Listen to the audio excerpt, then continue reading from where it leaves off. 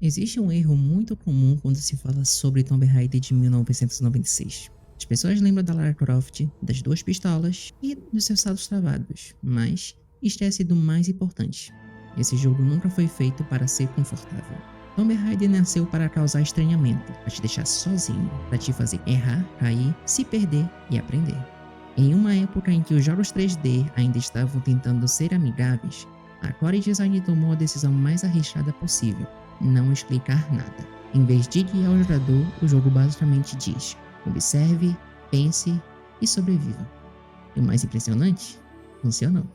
Hoje, aqui no Whatstone, a gente não vai apenas relembrar o Tomb Raider de 1996, a gente vai desmontar esse jogo peça por peça. Esse aqui não é um vídeo apenas para uma nostalgia rápida. É um vídeo para quem quer entender o porquê Tomb Raider mudou os videogames para sempre. Fica até o final, porque muita coisa que hoje a gente chama de game design moderno nasceu exatamente aqui. Você está na era clássica de Tomb Raider.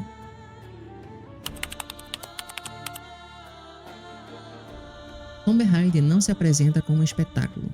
Ele não tenta convencer o jogador de nada nos primeiros minutos, não explica suas regras com clareza e nem constrói um momento de impacto inicial pensado para impressionar. O jogo simplesmente começa e essa escolha, que hoje pode parecer estranha ou até hostil, diz muito sobre o tipo de experiência que ele pretende oferecer. Ao assumir o controle, o jogador não recebe um contexto narrativo detalhado, nenhum objetivo dramático claro. Existe apenas um espaço a ser atravessado, um corpo a ser movimentado dentro desse espaço e um conjunto de limites rígidos que precisam ser compreendidos quase por tentativa e erro. Tomb Raider não quer ser imediatamente confortável. Ele exige observação, paciência e principalmente aceitação do seu próprio ritmo. Desde os primeiros ambientes, o jogo estabelece uma relação específica com quem joga. Ele não vai se adaptar a você, é você quem precisa se adaptar a ele. O tempo de resposta dos movimentos, a precisão exigida nos saltos e a leitura espacial dos cenários, tudo isso cria uma sensação inicial de estranhamento que não é acidental. Tomb Raider constrói a sua identidade a partir dessa fricção. Essa escolha impacta diretamente a forma como o jogador percebe o mundo. Cada passo se torna consciente, cada salto deixa de ser um impulso automático e passa a ser uma decisão calculada. O erro não é tratado como algo transitório, mas como parte do aprendizado. Morrer faz parte do processo de compreensão do espaço e o jogo não tenta suavizar essa experiência. O que Tomb Raider propõe, acima de tudo, é uma experiência de exploração baseada em leitura espacial. Os seus cenários não são apenas cenários, eles funcionam como estruturas tridimensionais que precisam ser decifradas. O jogador não progride acumulando habilidades ou desbloqueando sistemas complexos, mas entendendo como aquele espaço foi construído e quais são as possibilidades reais de movimento dentro dele. O famoso sistema de grid, muitas vezes criticado pela rigidez, é justamente o que sustenta essa lógica. Ele transforma cada ambiente em quebra-cabeça físico. Distâncias não são estimadas de forma intuitiva, mas aprendidas com o tempo. O jogador passa a reconhecer quase instintivamente o que é possível ou não porque o jogo explica, mas porque ele ensina através da repetição e da consequência. Essa abordagem cria uma relação muito particular com o tempo. Tomb Raider não incentiva a pressa, pelo contrário, ele pune o avanço impulsivo. O jogador que tenta atravessar os níveis sem observar acaba morrendo mais, errando mais e se frustrando mais. Já aquele que para, olha, mede e planeja, começa a perceber que o jogo, apesar de rígido, é extremamente consistente. Existe aqui uma confiança rara no jogador. Tomb Raider assume que você é capaz de aprender suas regras, mesmo que isso leve tempo. Ele não simplifica suas estruturas para se tornar mais acessível. Ele espera que você suba até ele.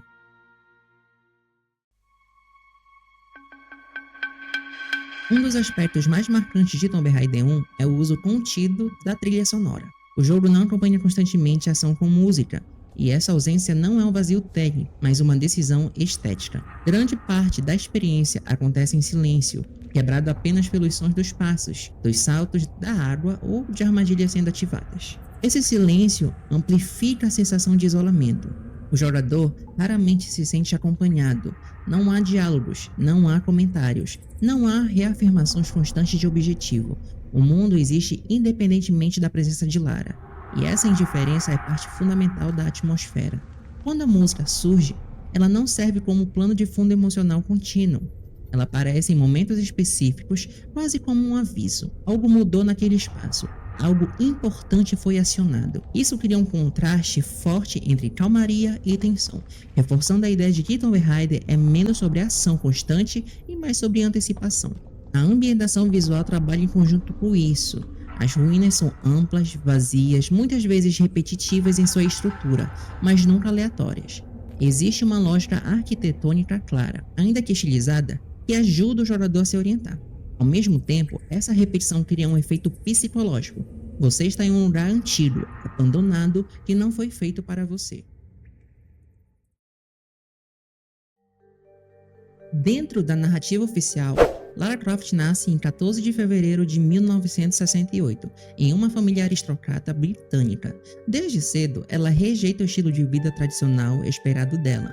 Em vez de festas e eventos sociais, Lara se interessa por arqueologia, história antiga e exploração, algo que vamos ver futuramente aqui no canal. Dentro de Tomb Raider 1, Lara Croft é uma personagem definida quase exclusivamente por suas ações. Ela não verbaliza pensamentos, ela não reage emocionalmente aos acontecimentos e não demonstra conflito interno explícito. Isso não é uma limitação acidental, mas uma decisão que molda toda a experiência. Lara existe como um vetor de exploração. Sua personalidade não é construída por falas, mas por perspectiva. Ela continua avançando independentemente do ambiente, das ameaças ou da ausência de respostas claras. Essa abordagem cria um distanciamento deliberado entre o jogador e personagem, permitindo que a experiência seja menos sobre empatia narrativa e mais sobre imersão espacial. Essa ligação direta entre o jogador e personagem era algo revolucionário para a época de 1996. Tomb Raider foi desenvolvido com um motor próprio, criado pela própria Core Design especificamente para lidar com ambientes tridimensionais modulares, e está disponível até hoje para ser usado na criação de novos jogos. Cada sala do jogo é pensada como um bloco interligado, permitindo o controle total da câmera e do posicionamento do personagem. Isso explica por que o jogo parece travado para padrões atuais, mas essa rigidez permitiu algo revolucionário: precisão absoluta. Os puzzles funcionam porque o jogo é matematicamente consistente. Se você caiu, foi erro seu, mas se você acertou, foi mérito seu. A câmera fixa, muitas vezes criticada, foi uma solução técnica para evitar bugs e manter o clima cinematográfico. Cada enquadramento foi pensado para esconder o que vinha a seguir, criando tensão constante. Quando Tomb Raider foi lançado em 1996, o impacto foi imediato. A recepção da crítica foi amplamente positiva, destacando o level design, a proposta de exploração e principalmente a força da sua protagonista. Mais do que prêmios ou notas altas, o jogo rapidamente se tornou um ponto de referência. Tomb Raider mostrou que um jogo podia ser mais lento, mais silencioso e mais exigente, e ainda assim profundamente envolvente. A experiência não dependia de ação constante, mas de atenção, observação e paciência. Na época, revistas especializadas elogiaram o nível técnico alcançado, gráficos considerados avançados, trilha sonora econômica e atmosférica, e uma estrutura que se aproximava de uma linguagem cinematográfica sem abrir mão do controle do jogador. O sucesso comercial acompanhou esse reconhecimento com vendas expressivas e presença constante no topo das paradas, contribuindo de uma forma decisiva para a consolidação do PlayStation. Mesmo com inúmeras sequências lançadas nos anos seguintes, muitas delas maiores e mais ambiciosas, o jogo original permaneceu como o mais lembrado, não por ser perfeito, mas por ser fundador. Houve críticas, naturalmente. A câmera nem sempre respondia bem e o sistema de salvamento era rígido, e parte do público sentiu falta de mais ação direta. Curiosamente, esse mesmo equilíbrio seria invertido na sequência, que passou a ser criticada pelo excesso de violência. Lara Croft também gerou debate.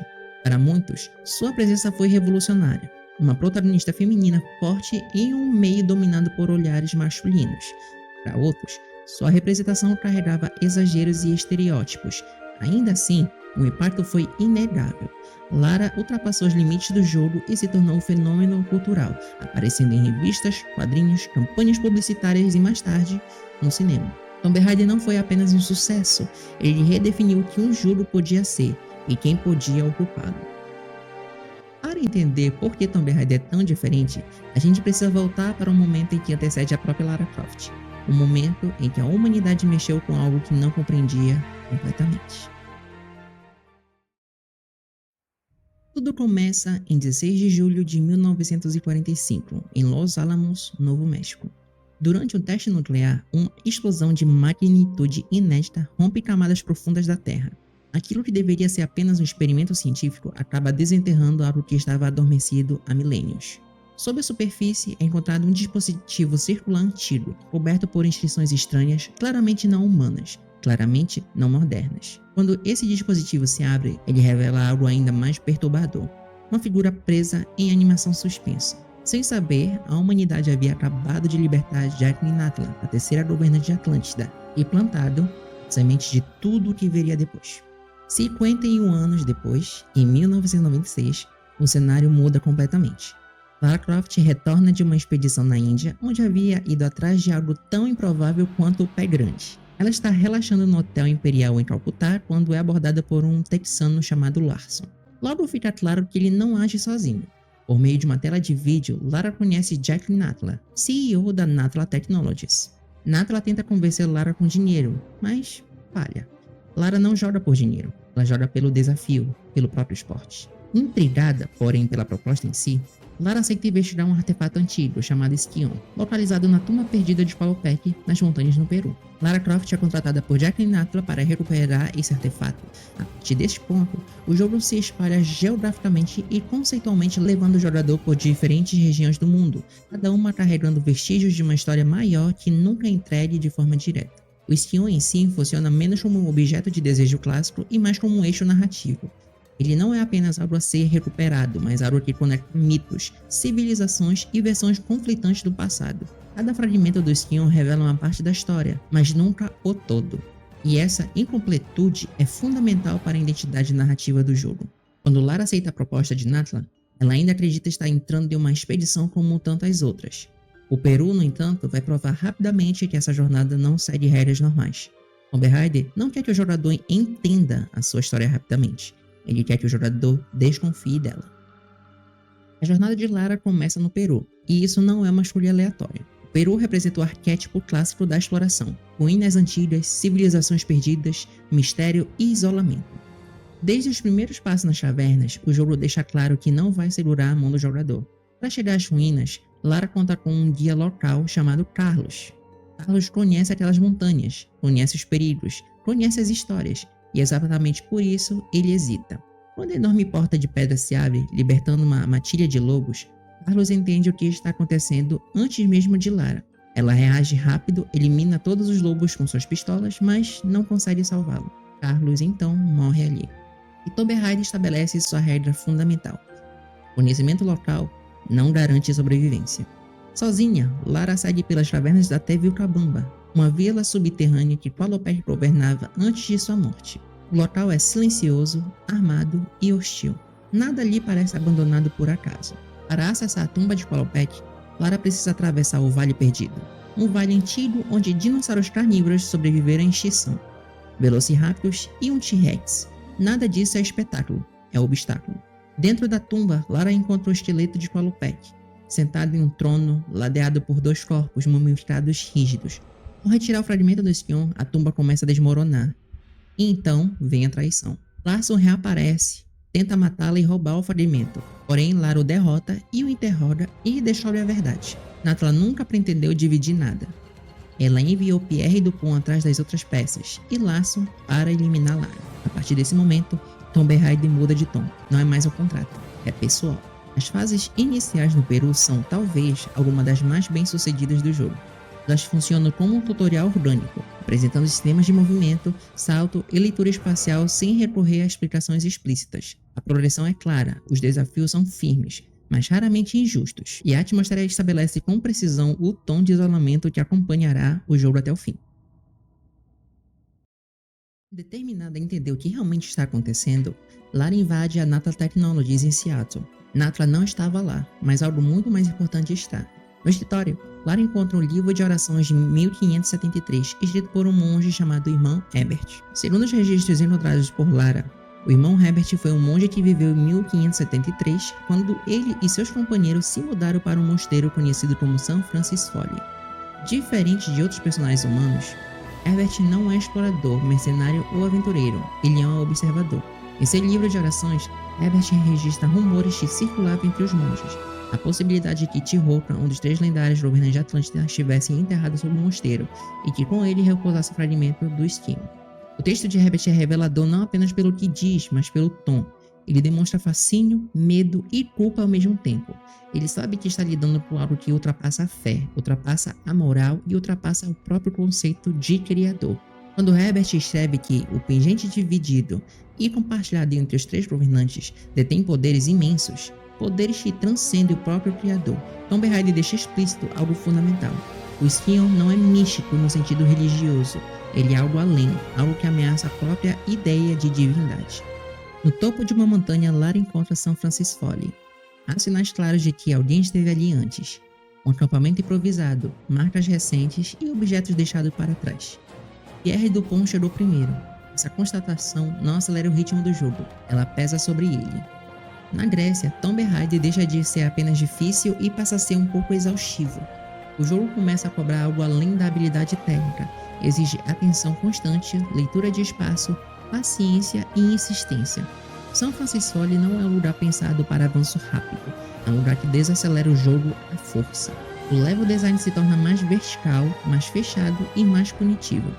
Cada sala exige observação cuidadosa, cada movimento precisa ser pensado antes de ser executado. Não há espaço para improviso, qualquer erro cobra tempo, repetição e desgaste. O jogo passa a exigir método. Pierre Dupont não é uma figura mítica, nem um guardião ancestral. Ele é um humano ambicioso, impaciente, obcecado em chegar antes. Ele não busca compreender o Skion ou seu significado, ele quer possuí-lo. Essa diferença estabelece o contraste direto com Lara, que se move com mais cautela, mesmo quando o perigo se intensifica. O confronto entre Lara e Pierre não é tratado como um grande momento de vitória. Quando Pierre morre, o jogo não pausa, não celebra e não enfatiza. O peso está justamente nessa ausência de espetáculo. O acontecimento existe e a jornada precisa continuar. É após esse confronto que Lara obtém a segunda peça do Skion e passa a usar as pistolas Magnum. O aumento de poder não traz conforto, ele apenas confirma que os desafios à frente serão mais diretos, mais hostis e menos tolerantes a erros. São Francis Foley marca uma mudança clara, ainda que silenciosa na estrutura do jogo. O ritmo se altera, o tom se torna mais contido, a exploração passa a carregar mais tensão do que curiosidade. O jogador não instala aquele lugar apenas por domínio de mecânicas, mas por insistência. O espaço transmite uma sensação constante de proteção e abandono ao mesmo tempo. Não parece um lugar construído para ser descoberto, mas para manter algo afastado. Cada queda possível, cada caminho estreito e cada subida longa reforça essa ideia. Não há confirmação de que o corpo de Tihoutra esteja ali. O jogo nunca afirma isso diretamente. O que existe são registros fragmentados, mecanismos defensivos e silêncio. Diferente de Natlan, Tihoutra não buscava controle absoluto. Ele participou do exílio dela e, com isso, carrega o peso do que aconteceu com Atlântida. Se o corpo estar ali ou não, isso se torna secundário. O que permanece é a história enterrada naquele espaço, misturada à arquitetura e ao funcionamento do lugar. A Grécia representa um dos pontos mais complexos do design de fases em Tomb Raider. As áreas são amplas, interligadas e exigem atenção constante à espacialidade. Ao mesmo tempo em que recompensam a observação cuidadosa, elas desgastam o jogador. O jogo passa a testar resistência, não apenas a habilidade. É também nesse momento em que o Skion começa a revelar fragmentos mais claros do passado. As visões não explicam tudo, elas surgem. Mostram uma civilização avançada que entrou em colapso por decisões erradas. Atlântida deixa de ser apenas um mistério distante e passa a carregar um peso real dentro da narrativa. A partir daí, a jornada muda de natureza. A exploração deixa de ser neutra. O próximo destino não surge como escolha. Ele surge como consequência. O caminho leva ao Egito não por curiosidade, mas porque, depois do que foi revelado, não há mais como seguir em outra direção. Quando Lara une os 2 fragmentos do Skion, o jogo não oferece respostas diretas. Em vez disso, surge uma visão incompleta, desconfortável, difícil de interpretar à primeira vista. Diante dela, aparece uma cidade monumental, dominada por uma pirâmide colossal. 3 figuras humanoides seguram parte de um mesmo artefato. Fica claro que o Skion nunca foi inteiro. Ele foi dividido deliberadamente entre os 3 governantes de Atlântida. A visão se aprofunda e se torna mais sombria quando um deles tenta usar esse poder para criar vida artificial. A reação dos outros dois é imediata. O fragmento lhe é arrancado e esse ato desencadeia a queda definitiva de Atlântida. A destruição não surge como acidente, mas como consequência direta de uma escolha errada. Quando a visão se encerra, resta apenas uma informação concreta. O último fragmento está no Egito. Lara parte então para Camon. Desde o primeiro passo, o Egito não se apresenta como um espaço sagrado ou contemplativo, mas como um território hostil. Diferente do Peru e da Grécia, aqui o ambiente parece reagir à presença da exploradora. Panteras surgem das sombras, múmias despertam sem aviso. Armadilhas não permitem hesitação. Cada corredor, cada sala, cada plataforma reforma a sensação de que aquele lugar foi construído para testar a resistência, a paciência e memória espacial, e não apenas habilidade com as armas.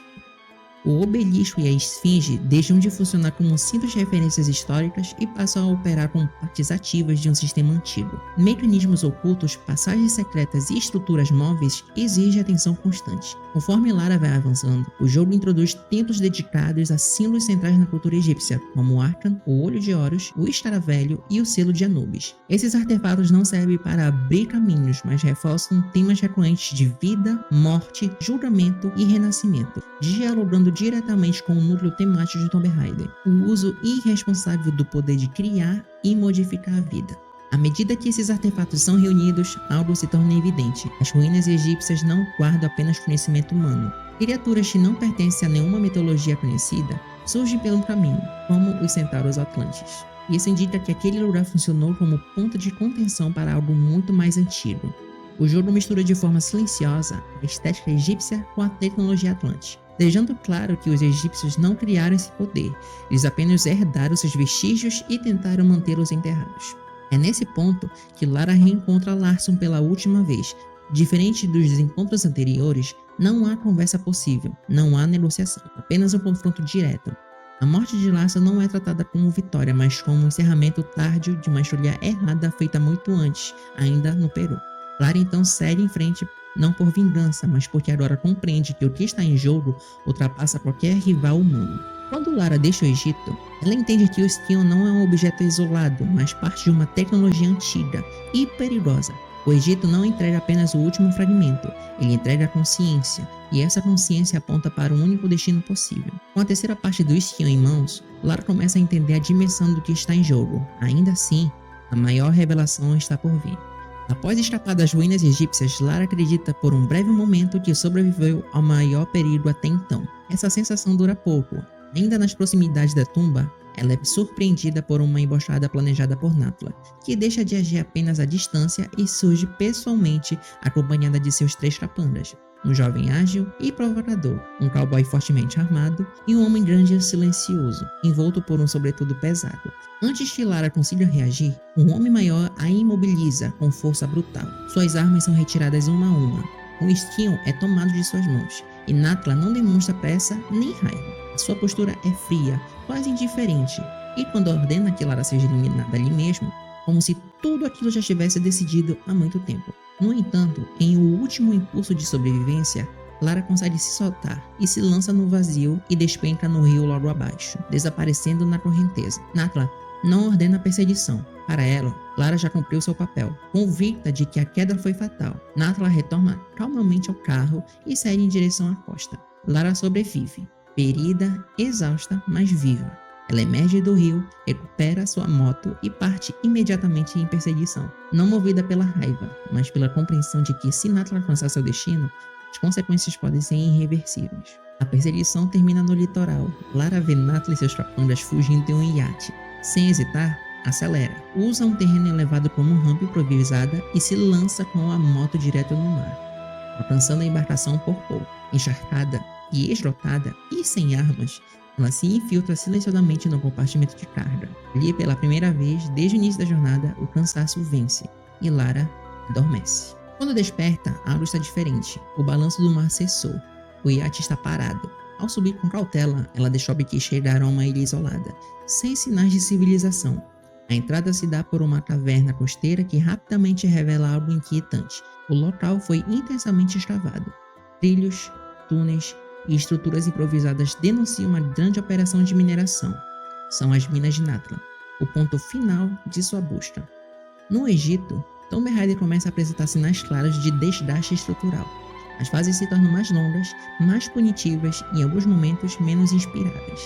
O desafio deixa de ser apenas compreender o espaço e passa a exigir resistência à repetição e à dificuldade excessiva.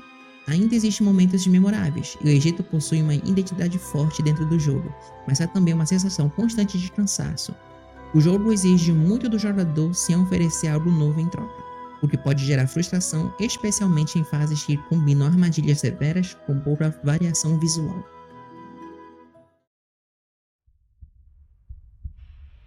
Lara Croft rastreia Natla e seus capangas até uma ilha remota, no meio do oceano. Ali, as operações de mineração de Natla expuseram parcialmente algo que jamais deveria ter sido tocado, a Grande Pirâmide de Atlântida.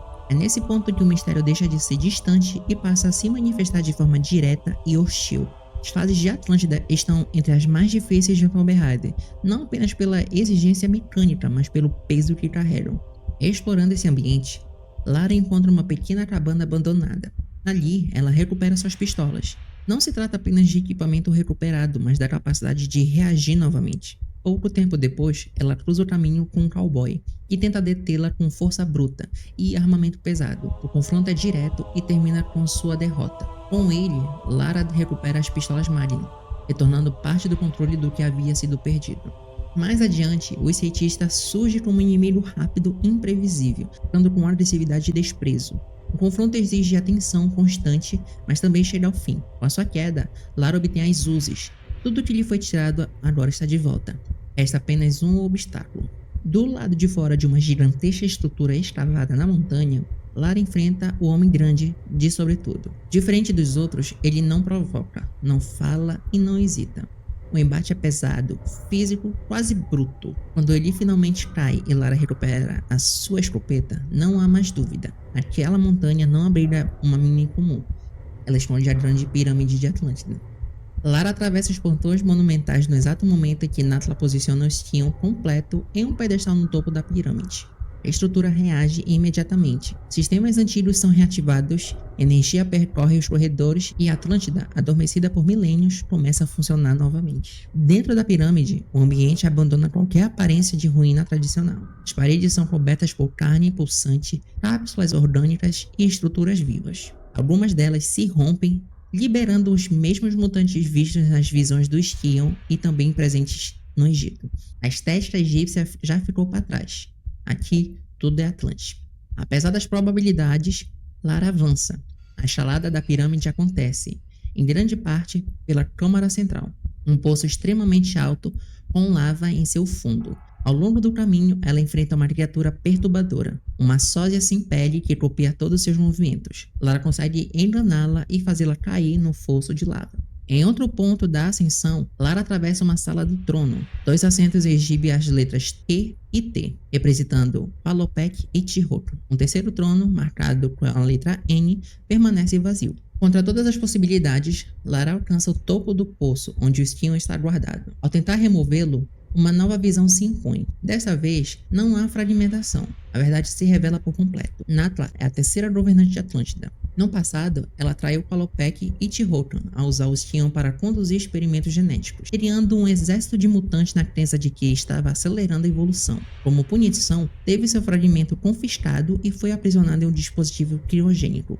permanecendo selada até ser libertada pelo teste nuclear de 1945. Quando a visão termina, Natla surge diante de Lara sem negar nada. Pelo contrário, ela defende suas ações. Para Natla, a humanidade moderna é fraca, decadente e estagnada. Seleção natural, em sua visão, precisa ser forçada. Os mutantes são os próximos estágios. Um deles já está em desenvolvimento, crescendo dentro de uma cápsula colossal do outro lado do poço. Lara entende que não existe negociação possível. A única forma de impedir Natla é destruir o Skion. Ela aponta suas pistolas, mas Natla entra em pânico e avança sobre Lara. As duas caem no poço. Lara consegue se agarrar à borda do último instante, enquanto Natla despenca na escuridão. Ao mesmo tempo, a cápsula se abre. Um mutante gigantesco emerge, deformado, sem pernas, arrastando-se apenas com o torso e os braços. O confronto é desesperado. Lara sobrevive por insistência e, após derrotar a criatura, ela retorna ao topo do poço e atira no Skion, destruindo ele completamente. A destruição desencadeia uma reação em cadeia. Atlântida começa a ruir. Lara invade corredores, estruturas colapsam e o templo se torna o inimigo final. Lara corre, salta, escala e reage por instinto puro, abrindo caminho entre câmaras em colapso enquanto a civilização perdida encontra seu fim definitivo. Indo da saída, Lara encontra Natla uma última vez, agora revelando sua forma atlantiana, com asas funcionais e a capacidade de lançar fogo. O confronto final é caótico e tenso.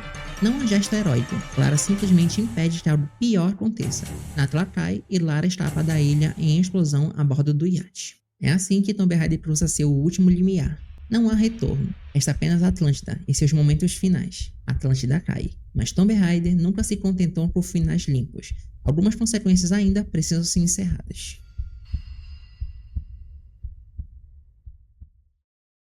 Em 1998, 2 anos depois de Tomb Raider ter mudado definitivamente a forma como se pensava aventura em videogames, a Eidos decide voltar àquele mesmo universo. Não porque a história estivesse completa de forma óbvia, mas porque ainda havia algo ali que parecia não ter sido totalmente encerrado. O resultado desse retorno foi o Tomb Raider Unfinished Business, lançado na América do Norte, enquanto no restante do mundo ele ficou conhecido como Tomb Raider Gold.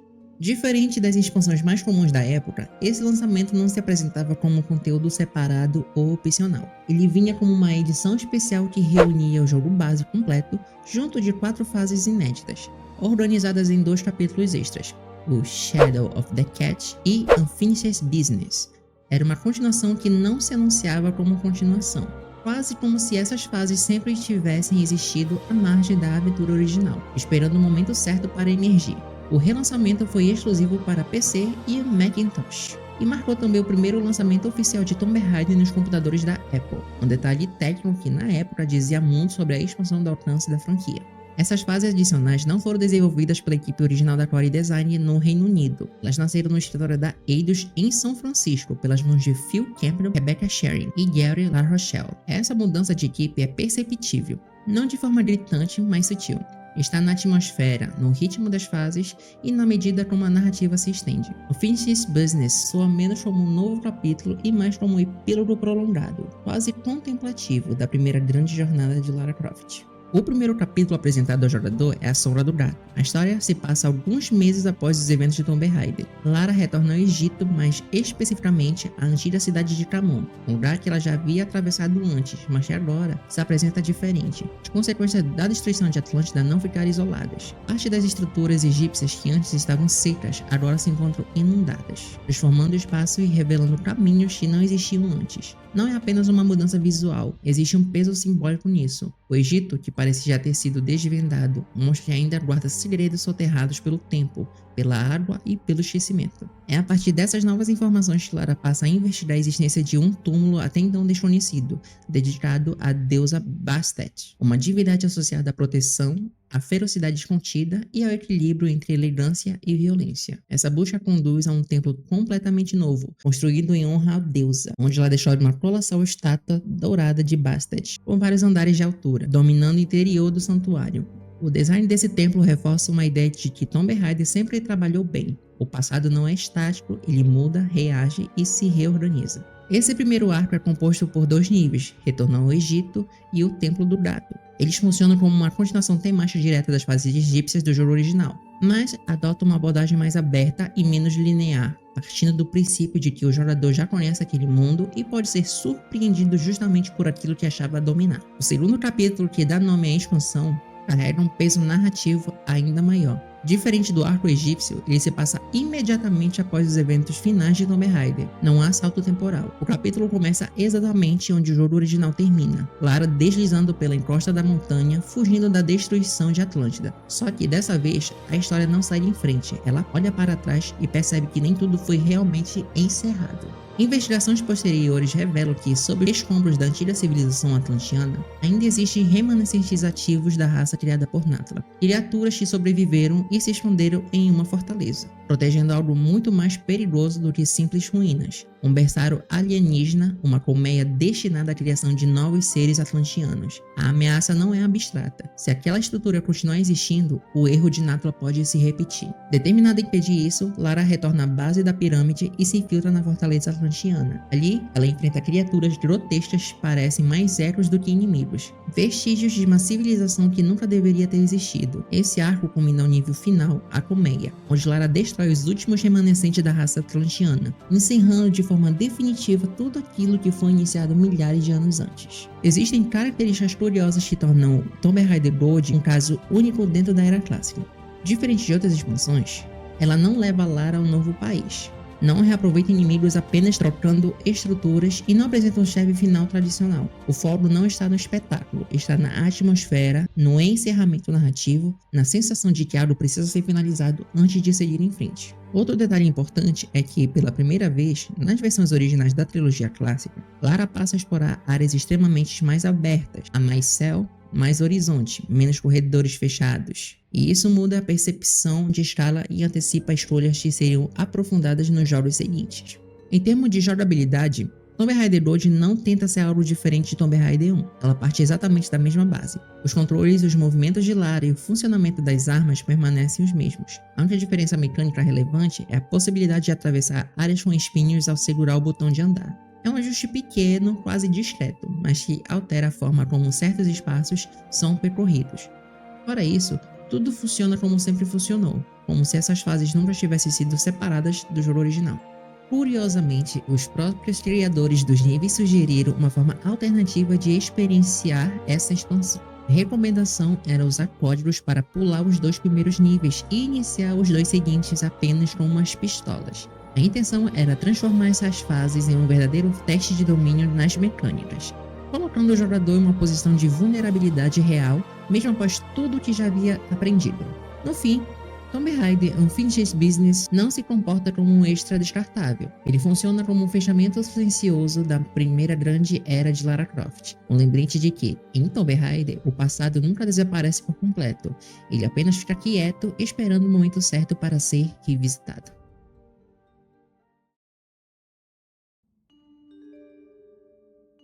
Jacqueline Náttula não é uma antagonista construída para ser enfrentada apenas no final.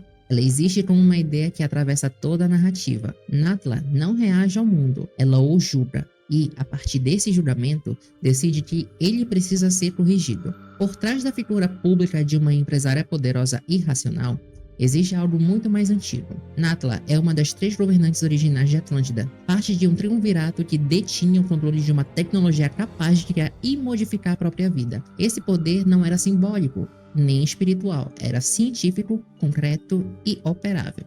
Enquanto seus pares defendiam equilíbrio e contenção, Náttula passou a enxergar estagnação. Para ela, civilizações que evitam o risco da transformação estão condenadas a apodrecer.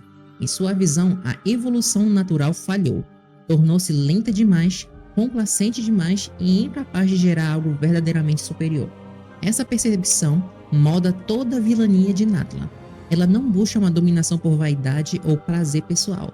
Ela acredita estar exercendo um dever. A humanidade, assim como os Atlantes antes dela, é vista como fraca, acomodada e decadente.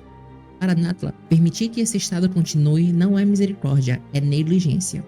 O uso do Scion surge então como uma solução lógica, não como arma, mas como ferramenta de correção, um meio de forçar a seleção natural a retornar ao seu curso natural, mesmo que isso exija destruição, sofrimento e extinção em massa. Em sua lógica, apenas os fortes devem sobreviver, e aquilo que não resiste não merece continuar existindo. Essa ideologia é o que torna Náttula profundamente perturbadora.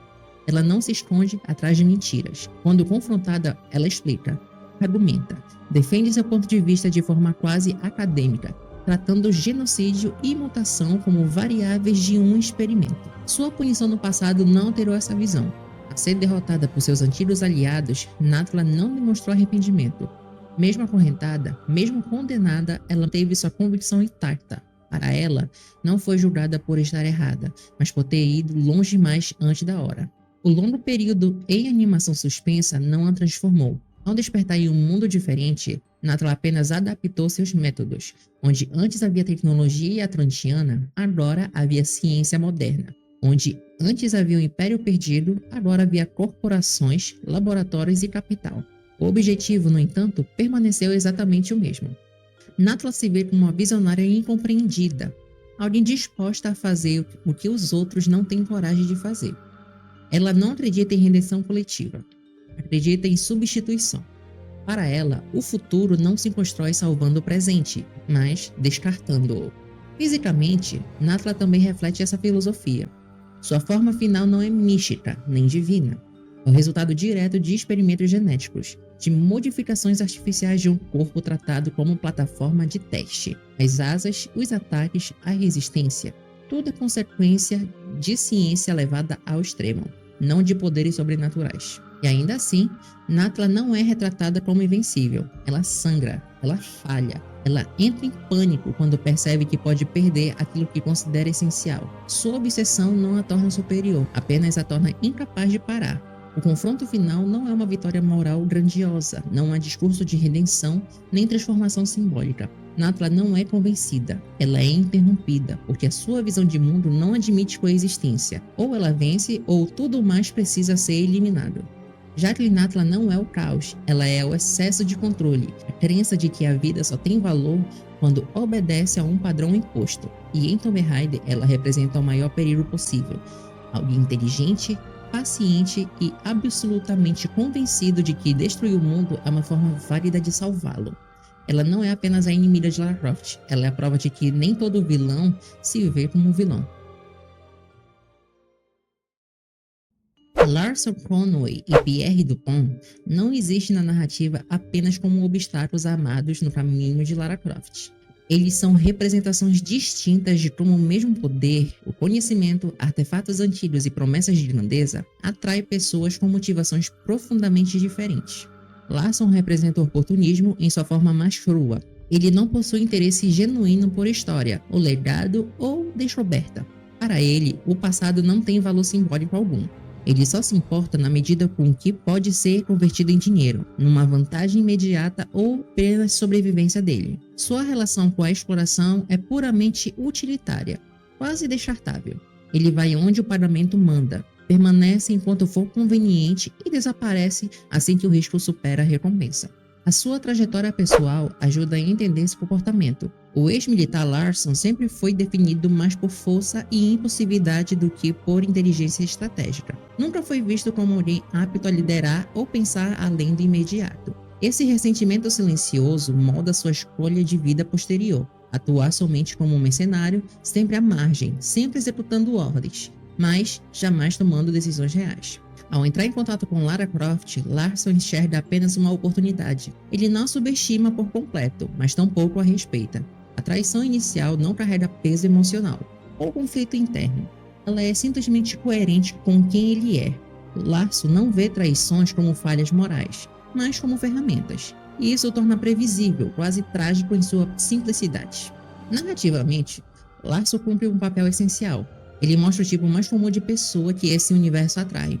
Não um gênio, não um visionário, mas um homem comum, armado, contratado, descartável. Ele é o contraste direto com Lara não por ideologia, mas por ausência dela. Onde Lara busca entender, Larson apenas toma.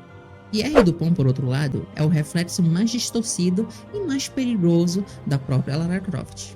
Pierre não é apenas um mercenário, ele se enxerga como um explorador, como alguém que deveria ser reconhecido, lembrado e citado. Sua obsessão não é apenas vencer Lara, mas superá-la simbolicamente. Ele quer chegar primeiro, ser o nome associado à descoberta e ser aquele que escreve a história, mesmo que para isso precise apagar a dos outros. Essa necessidade de reconhecimento molda toda a sua personalidade. Pierre é persistente, metódico e profundamente orgulhoso. Diferente de Larson, ele não desaparece após um confronto. Ele retorna, observa, espera e aprende. A sua presença constante cria uma sensação de perseguição contínua, algo incomum para jogos da época e extremamente eficaz para gerar tensão psicológica. Pierre não aceita a derrota como conclusão. Cada encontro mal resolvido se transforma em obsessão. Ele não vê Lara apenas como um rival profissional, mas como uma afronta pessoal. A existência dela invalida a imagem que ele construiu de si mesmo, e por isso ele não consegue simplesmente seguir em frente. Visualmente e comportamentalmente, Pierre reflete esse resgate interno. Seu corpo, suas roupas e sua postura comunicam alguém que está se deteriorando à medida que a obsessão cresce. Ele não evolui, ele se desgasta. Isso reforça a ideia de que sua jornada não é de descoberta, mas de insistência cega. Enquanto Lara explora para compreender, Pierre explora para ser visto. Enquanto Lara aceita o risco como consequência do conhecimento, Pierre o aceita apenas como preço da fama. Essa diferença sutil transforma Pierre em um espelho quebrado da protagonista, alguém que percorre o mesmo caminho, mas por motivos completamente opostos. Juntos, Larson e Pierre formam dois extremos de uma mesma lógica predatória. Um age por dinheiro, o outro por ego. Um é descartável, o outro é persistente. Ambos, no entanto, compartilham o mesmo erro fundamental. Eles enxergam o passado como algo a ser conquistado e não compreendido. E é exatamente isso que os impede de ultrapassar Lara Croft. Eles caminham pelos mesmos lugares, enfrentam os mesmos perigos, mas nunca chegam aos mesmos entendimentos. Porque no fim, Tomb Raider deixa claro que explorar não é apenas chegar primeiro. É saber por que você chegou até ali, e nem Larson, nem Pierre jamais entenderam isso. Além de Lara, Natla, Larson e Pierre, Tomb Raider é povoado por figuras que aparecem pouco, mas dizem muito. São personagens quase anônimos, breves, às vezes sem nome e, exatamente por isso, funcionam como reflexos imperfeitos de Lara Croft. O Homem Careca não explora nem investiga, ele executa. Representa a lógica corporativa da violência, onde pessoas são apenas ferramentas. Sua falta de identidade não é falha narrativa, é conceito. O skatista, que carrega a imprudência dos anos 90. Jovem, urbano, inconsequente e trata o perigo como algo distante. Ele encara aquele mundo como brincadeira e paga por isso. Lara, ao contrário, nunca subestima o que enfrenta. O cowboy é quase uma ironia viva. Uma caricatura do aventureiro clássico movido por bravata e pose. Ele representa um modelo ultrapassado de exploração, baseado em imagem e não em método. Lara não interpreta um papel, ela age. Há também o Carlos, o guia. A sua morte rápida e silenciosa lembra que aquele mundo não oferece espaço para erro. Ele não é herói nem vilão, apenas alguém comum diante de forças maiores do que ele. A reação contida de Lara reforça sua frieza funcional. Ela sente, mas não se permite parar. E por fim, o irmão Herbert. Existe apenas em registros, mas é essencial. Ele simboliza o desejo humano pelo conhecimento e o medo de ir longe demais. Ele pensa onde Lara avança. No conjunto, esses personagens mostram caminhos falhos diante do desconhecido. A ganância, a vaidade, medo ou obediência cega. A Lara Croft se destaca porque não segue nenhum deles. Ela não busca dominar, provar algo ou sobreviver a qualquer custo. Ela explora para entender. Vale destacar que Tomb Raider, lançado em 1996, não é exatamente o mesmo jogo em todas as plataformas. Embora a estrutura geral, os níveis e a narrativa sejam os mesmos, cada versão carrega decisões técnicas e de design que alteram de forma significativa a maneira como o jogador vive a aventura. São diferenças sutis à primeira vista, mas profundas quando analisadas com atenção. Na versão para DOS e o Macintosh, o jogador pode salvar o progresso em qualquer momento e em qualquer lugar. Essa liberdade muda completamente o ritmo da experiência. O jogo se torna mais acessível, mais permissivo ao erro e menos punitivo. O medo de falhar existe, mas é diluído pela segurança constante do salvamento manual. Isso aproxima Tomb Raider de uma experiência mais contemplativa focada em exploração e observação, com menos pressão psicológica a cada salvo ou combate.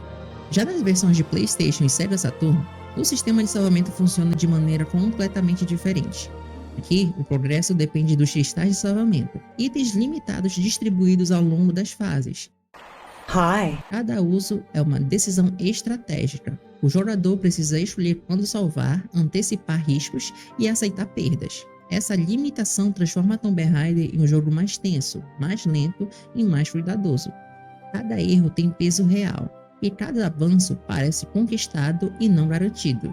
Visualmente, as versões de DOS e o Macintosh também se destacam. Elas apresentam texturas mais limpas, melhor definição de imagem e menos compreensão visual, especialmente perceptível em paredes, pisos e objetos arquitetônicos. O jogo parece mais nítido, mais estável e, em certos momentos, mais elegante. A visão mais próxima da visão técnica original da Core Design.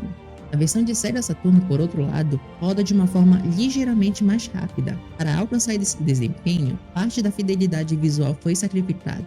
As texturas são mais simples e alguns efeitos são reduzidos. O resultado é uma experiência mais fluida em movimento, mas menos detalhada visualmente. Curiosamente, a versão de DOS não possui algumas músicas incidentais presentes em outras plataformas.